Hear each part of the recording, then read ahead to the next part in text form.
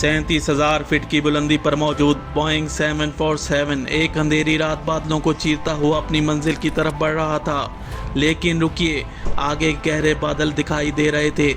असल में ये बादल नहीं बल्कि कुलंगंग माउंट से निकलती हुई आतिशफशां की राख थी। इसके बाद जो हुआ वो किसी के वहमो गुमान में नहीं था। वेलकम टू अंधेरों का सफ़र। आगे बढ़ने से पहले हमारे चैनल अंधेरों के सफ़र को सब्सक्राइब कर दें और बेल आइकॉन को प्रेस कर दें। 24 जून 1982 को ब्रिटिश एयरवेज की फ़्लाइट 009 लंदन हीथ्रो से ऑकलैंड जा रही थी। 263 मुसाफिर इस बड़े बोइंग 747 में सवार थे। फ़्लाइट 009 के कप्तान एरिक मूडी और फर्स्ट ऑफिसर रॉजर ग्रीव और फ्लाइट इंजीनियर बैरी टाउनली इस 747 के कंट्रोल को संभाले हुए थे। कुल मिलाकर इस फ्लाइट 009 को उड़ा रहे थे। इस फ्लाइट 009 को इंडोनेशिया के ऊपर से फ्लाई करते हुए अपनी मंजिल ऑकलैंड पर पहुंचना था। रात के गहरे अंधेरे में ये फ्लाइट 009 37,000 फीट पर मौजूद थी। दौरान परवाज हर चीज़ पुरसकून नजर आ रही थी। इस दौरान कुछ देर के लिए जहाज ऑटो पायलट पर मौजूद था, लेकिन फ्लाइट इंजीनियर मुकम्मल नजर रखे हुए थे।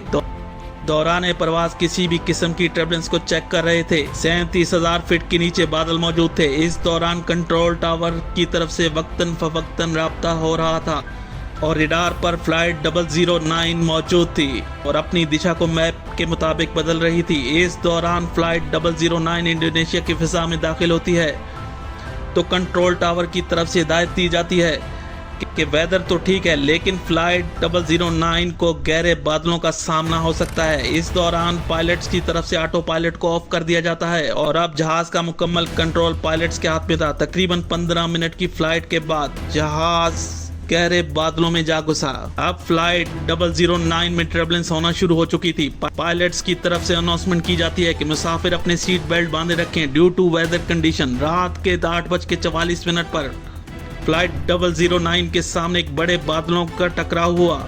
असल में ये बादल नहीं बल्कि कुलंगंग माउंट के आतिशफशां से निकलती हुई राख थी।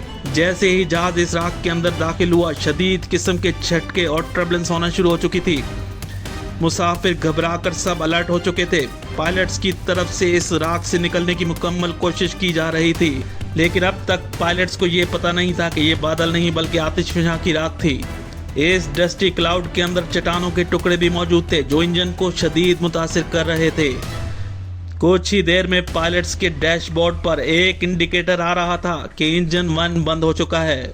वहीं से पायलट्स ने इमरजेंसी लैंडिंग का सोच लिया था और कंट्रोल टावर को सारी सूरत हाल से आगाह किया, लेकिन बहुत देर हो चुकी थी।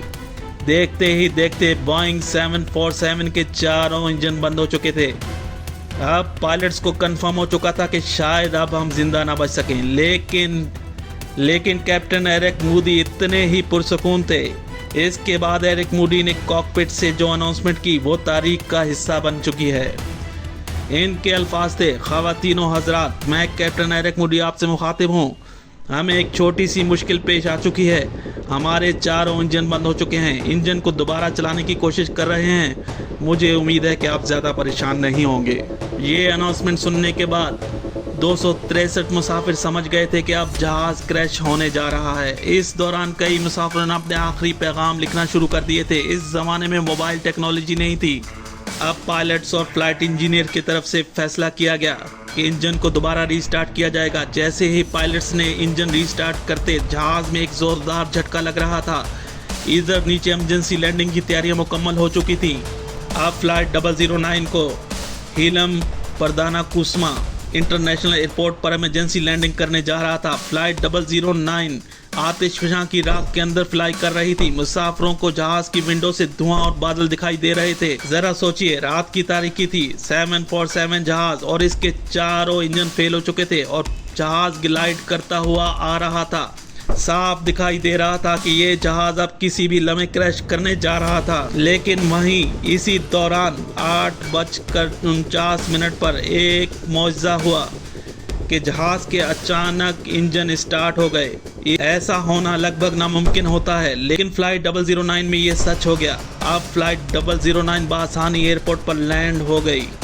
पूरे 263 मुसाफिर बगैर किसी चोट के सही सलामत महफूज रहे। लेकिन यहाँ सबसे बड़ा क्रेडिट पायलट्स को जाता है। जो ऐसे खतरनाक हालात में भी खुद पर काबू और भरोसा करते हुए फ़्लाइट 009 को बआसानी लैंड करते हैं और कामयाब रहे। अगर इंसान किसी भी मुश्किल में पैनिक ना हो तो बआसानी उस मुश्किल से निकल सकता है। ये थी फ़्लाइट 009।